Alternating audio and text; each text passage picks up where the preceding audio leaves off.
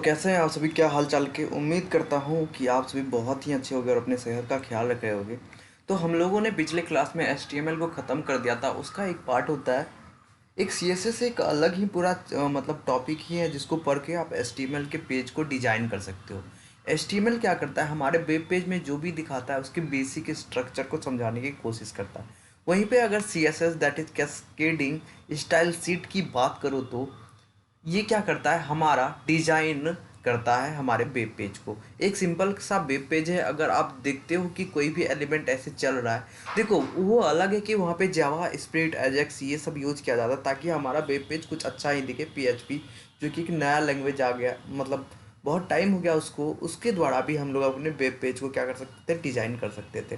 But हम लोग का एक CSS भी था, है अभी भी है, बहुत अच्छे से यूज होता है कैस्केडिंग स्टाइल शीट। तो इसके बारे में थोड़ा हम लोग जानकारी हासिल करते हैं जो कि हमारे एग्जामिनेशन पॉइंट ऑफ व्यू से इम्पोर्टेंट है। क्योंकि हम लोग यहाँ पे प्रोग्रामिंग तो पढ़ नहीं रहे हैं ताकि हम लोग वेब पेज बनाना सीखें, तो हम लोग एग्जामिनेशन पॉइंट ऑफ व्यू से जो इम्पोर्टेंट है वो पढ़ें। ऑलराइट, चालू करते हैं। तो कैस्केडिंग जो होता है स्टाइल शीट, वो यूज किया जाता है to design the HTML document, ठीक है। और ये बताता है कि हमारा HTML डॉक्यूमेंट एलिमेंट कैसे, HTML डॉक्यूमेंट में जो एलिमेंट है वो कैसे हमारे वेब पेज में दिखेगा। ऑलराइट, और CSS का फुल फॉर्म है कैस्केडिंग स्टाइल शीट, जो कि इंपॉर्टेंट है, आप याद रखेंगे। अब देखो हम बात करते हैं कि हम लोग कैस्केडिंग दैट इज CSS.css इसका होता है एक्सटेंशन। तो हम लोग क्या करते हैं कि हमारा HTML में अगर हम लोग वेब पेज बनाते हैं तो वहाँ पर 1000 लाइन ऑफ कोड्स होता है, थाउजेंड्स लाइन ऑफ कोड्स होता है। और उसके बीच में अगर हम लोग सब चीज़ को अगर स्टाइल करते जाएं तो ये कम्बरसम, मतलब बहुत ज़्यादा डिफिकल्ट हो जाएगा, हमारा कोड अजीब से लगेगा और एक मतलब अजीब से दिखने लगेगा और हमारे लिए डिफ़िकल्ट हो जाएगा कि समझना कोड में क्या है क्या है नहीं, क्या नहीं है। अब अगर समझो आपके पास पैराग्राफ है, क्या है, पूरे डॉक्यूमेंट में पैराग्राफ है, आप पैराग्राफ को एक डिजाइन देना चाहते हो, तो ये तो बुद्धिमानी नहीं है ना, हर एक जगह आप पैराग्राफ में जाओ और स्टाइल अलग अलग से करो। ये समझदारी है कि आप एक अलग से टेक्स्ट लो, उसमें टेक्स्ट फाइल लो, उसमें अपना CSS का प्रॉपर्टीज लिखो उस पैराग्राफ के लिए।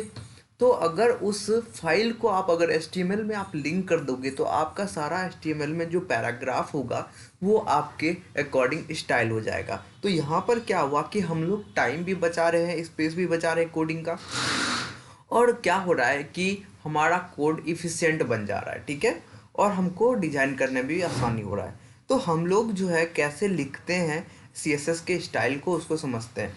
तो सबसे पहला ये तो ये होता है सिलेक्टर। क्या होता है? सिलेक्टर। सिलेक्टर मतलब क्या, आप जिस भी एलिमेंट को डिजाइन करना चाहते हैं उसका यहाँ पे नाम लिखो, ठीक है। उसके बाद आप कर्ली ब्रैकेट चालू करो, आप प्रॉपर्टी लिखो और प्रॉपर्टी का वैल्यू दो, सेमी कॉलन दो, ठीक है, सेमी कॉलन दो। उसके बाद फिर दूसरा प्रॉपर्टी लिखो, फिर कॉलन दो, फिर उसका वैल्यू लिखो, फिर सेमी कॉलन दो और कर्ली ब्रैकेट से बंद कर दो, ठीक है। ये आपका होता है general form to write the CSS code. Okay, CSS style को आप ऐसे लिखते हो।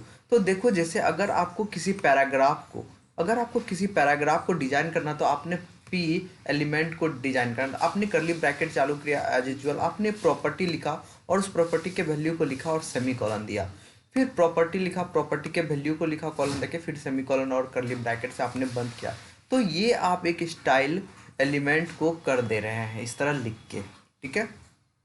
अगर यही कोड आपको इसमें बहुत सारा प्रॉपर्टी लगाना है तो आप इसी कोड को एक टेक्स्ट फाइल में लिखो, उसको .css से क्या करो, .css से क्या करो, सेव कर लो और अपने HTML में फाइल में लिंक कर लो। कैसे लिंक करेंगे वो आगे देखते हैं। ऑलराइट, अब देखो हमारे पास सिलेक्टर होता है, तो ये हो सकता है ना कि हम लोग एक पार्टिकुलर एलिमेंट को करें या किसी एक पार्टिकुलर आईडी में, जो है मेरा HTML का एलिमेंट का आईडी होता है उससे करें डिजाइन, या हो सकता है कि हम अपने पूरे फाइल को डिजाइन कर दें, या हो सकता है कुछ ग्रुप ऑफ एलिमेंट्स हो उसको डिजाइन करना चाहें। तो डिफरेंट टाइप के हमारे पास ऑप्शंस हो सकते हैं। तो पहला CSS एलिमेंट सेलेक्टर, मतलब आप एक ही एलिमेंट को क्या कर रहे हो, सिलेक्ट कर रहे हो, एक ही एलिमेंट को डिजाइन कर रहे हो। ये मैंने पहले ही बताया। आईडी सेलेक्टर से क्या मतलब, देखो आप आईडी सेलेक्ट करोगे तो आपको पहले हैश और उस आईडी का नाम लिखना होता है, हैश और वो आईडी का नाम, और बाकी कहानी सेम ही है। तो हैश आईडी का नाम क्या हुआ, जैसे समझो आप एक पैराग्राफ लिख रहे हो, अगर पैराग्राफ के अंदर आप आईडी इक्वल टू लिखते हो समथिंग, जैसे जैसे कि आपने लिखा पैरा 1, तो आईडी पैरा 1 है, तो अगर हम पैरा 1 को डिजाइन करना चाहते हो तो हम लोग हैज़ पैरा 1 लिखेंगे। तो वो आईडी मेरे HTML डॉक्यूमेंट में जहाँ भी होगा तो उस आईडी के पैराग्राफ को डिजाइन करेंगे इस कोड से। तो हमारा जो HTML कोड होता है उसमें जो डॉक्यूमेंट होता है उसमें बहुत सारे लाइंस ऑफ कोड हैं, तो हर एक अगर आईडी जो होता है वहाँ पे यूनिक होता है, याद रखना। ठीक है, अब क्लास सेलेक्टर की बात करो। अगर आपने एक क्लास हेड कर दिया है डिफाइन, ठीक है, और उसको आप ऐसे डिजाइन करना चाहते हो read and centre align heading, तो आप क्या करते हो, अगर क्लास को सिलेक्ट करना है तो आप डॉट क्लास का नाम लिखते हो, डॉट और उस क्लास का नाम, बाकी ये आप डिजाइन करते हो प्रॉपर्टी वैल्यू से।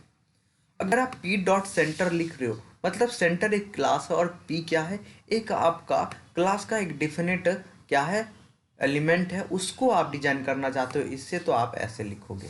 ठीक है, यूनिवर्सल सिलेक्टर आप स्टार से करते हो।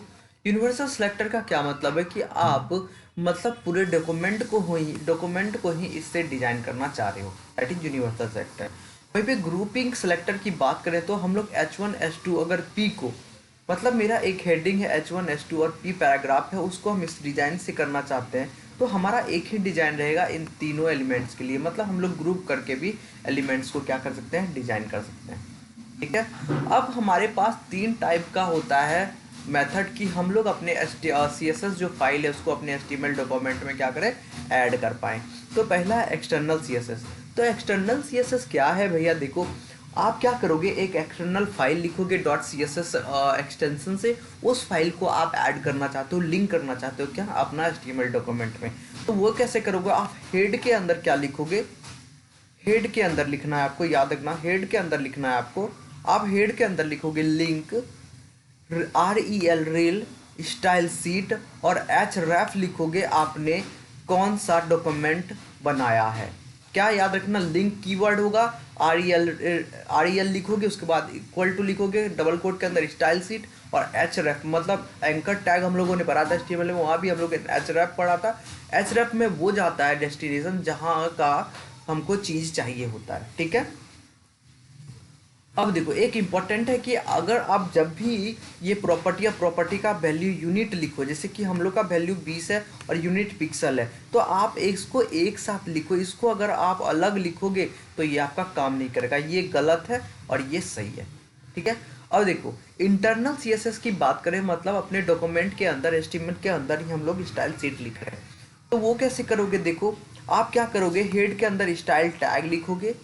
अगर आपको बॉडी को करना है डिजाइन तो आपने लिखा बॉडी, और उसके अंदर आप लोगों ने प्रॉपर्टी लिखा, फिर हेडर 1 को आपको करना है डिजाइन, आपने इसके लिखा, स्टाइल टैग को बंद किया, फिर हेड को बंद किया, मतलब हेड के अंदर ही चला जाएगा।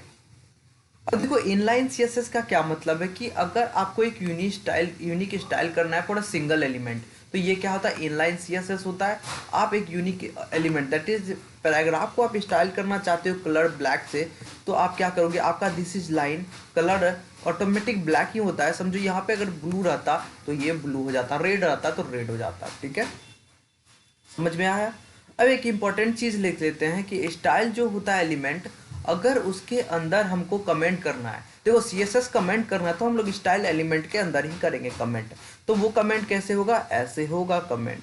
ऑलराइट, तो ये सब इम्पोर्टेंट है HTML के कमेंट। आपको पता है कि वो ब्रैकेट से चालू होता है, फिर एक्सक्लामेशन अंडरस्कोर अंडरस्कोर, फिर अंडरस्कोर अंडरस्कोर एक्सक्लामेशन, तो अंडरस्कोर अंडरस्कोर फिर ब्रैकेट बंद कर ली, नहीं ब्रैकेट बंद, ये एरो वाला ब्रैकेट। ठीक है, तो ऐसे होता है। ऑलराइट, तो यहाँ पर हम लोगों ने कुछ इंपॉर्टेंट ये है कि external CSS, internal CSS, inline CSS, और कैसे हम लोग थोड़ा अपने डिजाइन करते हैं। इसके प्रॉपर्टीज़ को आप जितना रेफरेंस मटेरियल से देखने की कोशिश करोगे आपको उतना ही मिल जाएगा, क्योंकि इसके रेफरेंसेस की कमी नहीं है। और तो हम लोग CSS का कुछ जानकारी ले लिए हैं, और इतना ही काफ़ी है हमारे लिए।